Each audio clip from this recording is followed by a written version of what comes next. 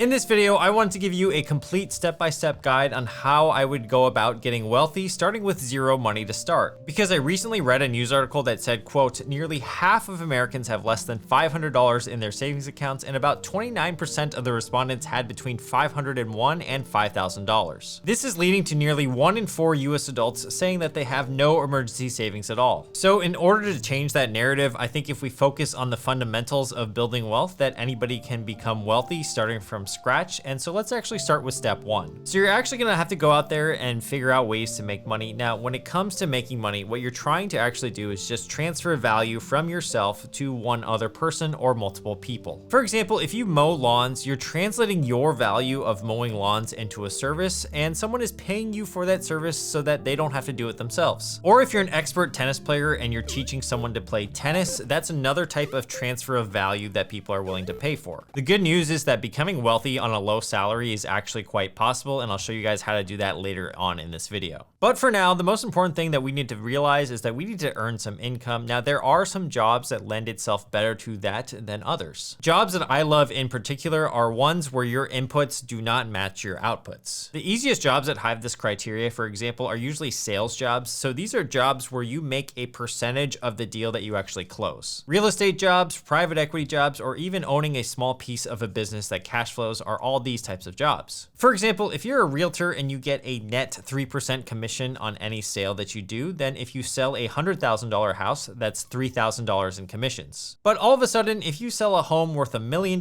then your commissions are now $30,000. The amount of work that goes into selling the $100,000 house and $1 million house are likely quite similar, but the idea is that your result is very different based on the size of the house or the value of the house that you close. That's why some of the most highest paid realtors are going to go to the most competitive regions of the entire United States. So people in California or New York or perhaps even Honolulu. They know that if they're able to just sell 1 or 2 houses, that could actually be an entire year's worth of salary, especially when you consider the homes in California being close to $3, $4, or $5 million in some regions. There is a downside though, which is when you are working these sales jobs, you are really relying on those 1 or 2 sales per year or however often that you're getting them. And if you don't get those deals for quite a while, then that could add a lot of stress into your life. Now, I'm not saying that everybody has to go get a results-based job. In fact, most people won't even have that type of job, and most people probably don't even want that type of stress. And that's okay too, because you get a lot of advantages of having a steady job at a reliable company, including the steady pay as well as really great benefits. I think with any job, you can still get wealthy by investing the difference of what you make versus what you spend overall. Now, typically, if you're first starting out, I think you should have a few investing and savings goals. The first is obviously 10K, but then the second one is definitely that $100,000 milestone. And I think the best way to get to the $100,000 milestone is by being frugal on your way there. You don't have to be frugal forever, but I do think that in the beginning, we should be thinking critically about our money decisions, no matter how small they seem. Here's a prime example of saving money on a really small decision. So for example, I have the McDonald's app on my phone, and I can get an iced coffee with the McDonald's app for 99 cents, no matter the size. The normal price of that iced coffee might be $2.29. So by using the app, I save about $1.30. And while the $1.30 is not going to change my life drastically in any way, what I actually find is that $1.30 financial decision right there, it's a microcosm of all the other financial decisions that I'm going to be making in my life. I'm personally always trying to get the best deal that I can, and I think that especially early on when you're trying to save your way up to $100,000, which we'll talk about a little bit later on in this video, every little decision and every dollar that you save is going to matter way more. Now, by the way, with this extra difference in savings because you're hopefully being frugal, then the next step is to invest it. By investing as early as possible, you give your portfolio time to compound and grow, and in my opinion, there are 2 big reasons why you want to invest your money. The first is inflation. The Federal Reserve targets a 2% inflation rate for a healthy, growing economy, but as you may know, as of recent, that's been close to 3 or 5 or even upwards of 6%. That means if your money isn't earning at least 3, 5, or 6%, then your money is just actually losing value by sitting in an account. The second, more important reason why I think we should be investing is that because you want your money to actually start working for you. Let's pretend for a second that someone gave you $1 million and you want to live off of that $1 million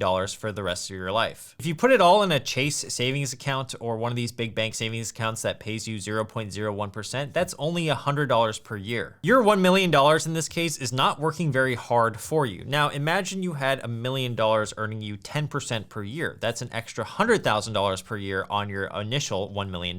That's much more feasible, and that's why we actually want to invest our money, because if we can get at least 5 to 10% in the market on our principal balance, then we can actually possibly live off of it if our balance is big enough. The thing about investing our money is that our money will continually work for us as long as our original balance gets bigger and bigger. That's why a dollar invested today at an average return of 8% in the market, for example, is worth close to $22 in 40 years. And the idea here is that if your money is worth more in the future as long as you invest it, as long as you can beat inflation, then you're going to be growing your overall wealth over time. Now, building wealth from scratch is hard enough, but another difficult financial situation is if your credit score is in bad shape or if you haven't established a credit score at all. That's where today's sponsor, Empower, can help. Empower is a money management app that's built to make financial help accessible to everybody. Whether you're starting from scratch and have no credit score, or if you have poor credit and you're feeling shut out of a lot of credit products, Empower's new line of credit, Empower Thrive, is something that you should look into. Empower Thrive is a line of credit where you can get access to a $200 to $400 credit limit that can grow up to $1,000 over time with no minimum credit score or money down required. Everything is done within the Empower app. Once you get approved for your credit limit, you are given the option of flexible payment plans to help you make on-time payments, which if you do, you'll be able to earn your regular limit increases and get the chance to build positive credit history. One of these payment plans gives you the option of scheduling your payment to be paid automatically in full on your next paycheck date to receive 0% APR. Once you go through all of this, you'll have instant access to your credit limit and will be able to deposit your money right into your bank account. Now, one reason why Empower Thrive is such a game changer is that Empower doesn't judge solely off of your credit score. They look at your connected bank accounts on their app to look at your real-time cash flow. So for example, your income, your expenses, your bills, etc., to understand how responsible you are today. If this sounds like something you've been looking for, click the link down below in my description, download Empower, and get started on Thrive today. Also, if you know anybody that could benefit, make sure to drop their name down in the comments. All right, thanks Empower for sponsoring this section of the video. So because a dollar invested today could be worth $22 in 40 years, there's a third concept that you must understand. And that is losing money or making dumb plays with your money early on is going to kill your progress when it comes to trying to hit these financial milestones like $100,000 in net worth. So many people feel like that when their bank balance is really low or their net worth is close to zero, that there's no point in trying to save and they just doom spend instead. Like this article from Fortune that says Gen Z are so annoyed they can't get on the housing market that they're doom spending on nice things to make them feel like grown-ups. Basically, the article says that a lot of people are stressed out about buying a home or the possibility of never being able to own a home, so instead they're just doom spending and spending right now and splurging on things in the moment. I can definitely understand this sentiment as everything is getting a lot more expensive, but this is not the mindset that we want to have when we're trying to grow our wealth. So I talked about this a little bit earlier and also in my video about why your net worth explodes after 100K, but the idea here is that when you're starting with zero, every single dollar matters so much more. So let's look at a compound interest graph of your first 100K. Now, if you save 10K per year at an average return of 7%, it's going to take you 7.84 years to get to your first 100K.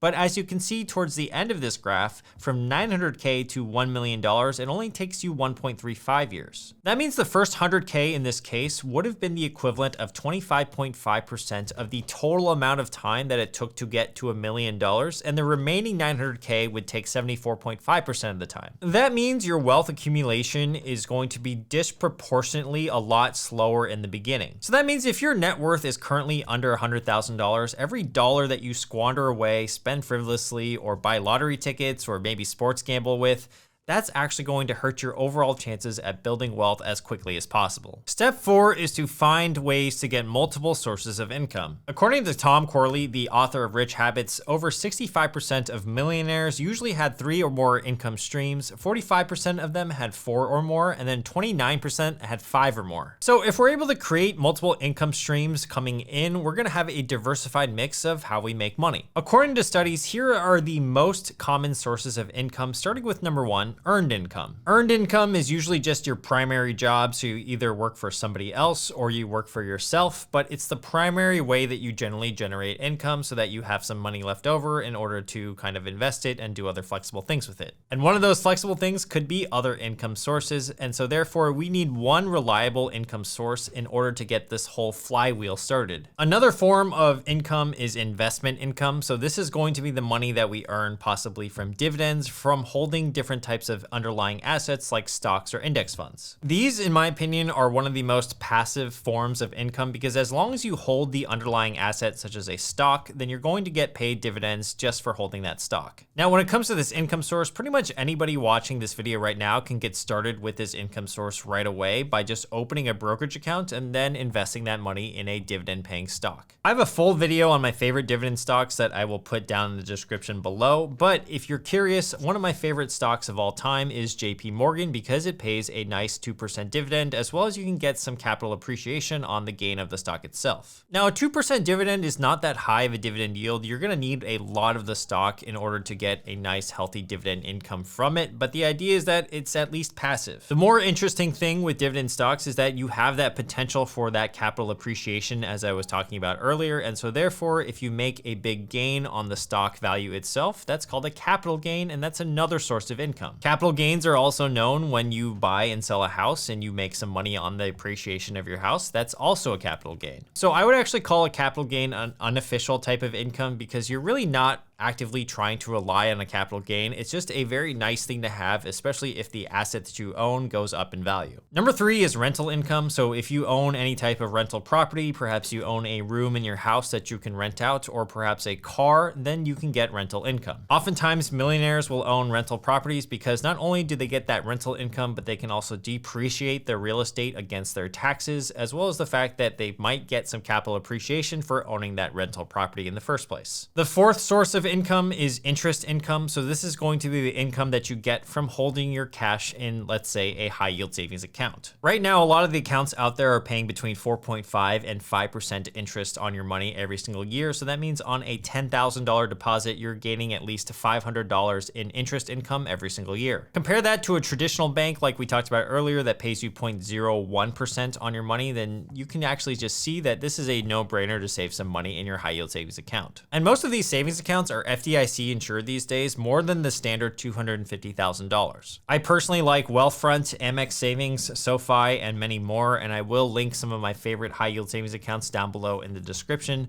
Just know that interest income is in fact taxable, so every single year you will have to pay taxes on any interest income that you receive. The next income source that millionaires typically have is a side hustle, a side business, or just a second job. So millionaires usually have their primary income source, yes, but they often will have a second type of hustle or entrepreneurial activity that they're working on that could eventually become their primary income. So I personally noticed that reading reports about millionaires, as well as knowing some of them, that they often like to try different types of things. Take Graham Stephan, for example. He used to be a realtor that was just primarily working on residential real estate, but in his off times, he liked to make YouTube videos. And Graham kept making YouTube videos on the side, and eventually his YouTube income would replace his real estate income. Nowadays, he's a full-time YouTuber, podcaster, and he's just really made a great name for himself in the YouTube space, and I'm sure you guys have probably seen his videos. All right, so now that we have a blueprint for wealth in addition to all the income sources, let's actually talk about how you can build wealth on a lower salary. The average annual salary in the United States is $59,000, but let's actually use a more conservative $40,000 for this example. So at the $40,000 income level, you're taking home $26.96 per month. If you're able to save 10% of that into a Roth IRA, that's $269 per month that can compound for you over time, and then you can just invest it in the S&P 500, averaging about 8% returns. Let's also say you pick up a side hustle making about $125 per week. I think that's completely reasonable. That adds up to another $500 per month. That'll bring the total that you can invest up to $769 per month, or about $9,228 per year every single year. Now, this also doesn't include any increase in your salary, any cost reductions in your spending, as well as any bonuses that you might get. So if we assume that we're just staying at this $40,000 income level, after 20 years of investing like this, you could see a future balance of $456,000. After 25 years, that balance will get up to $728,000, and then in 30 years, you could be over $1.1 million easily. The idea here is that it does take a very long time. Yes, I'm definitely not saying that it's going to be really fast. However, if you have a modest salary, you can actually get there with discipline, savings, and a little bit of side hustles. All right, guys, I hope that you enjoyed this video. If you did, you might like my next video right here. It's called "What Percentage of Your Income Should You Invest Based on Data?" I think you'll really enjoy it, so I'll see you guys in that video or the next one. Again, thank you to Empower for sponsoring this video, and I'll see you guys in the next video. Peace.